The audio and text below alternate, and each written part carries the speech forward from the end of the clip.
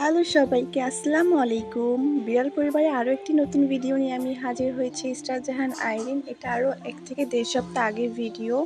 আমি আমার বাবুদেরকে খাওয়াচ্ছিলাম, তো তখন সন্ধ্যা ছিল। ওই টাইমটা মাছের মাথা ছিল না। ও সুন্দর যেহেতু মাছের মাথাটা খায়, সরি মাছের মাথা না, মুরগির মাথাটা।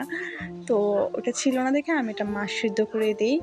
মাছটা সিদ্ধ করে ও খাবে না, বিশ্বাস করেন। ১.৫ ঘন্টা ওর পিছু পিছু ঘুরেছি আমি।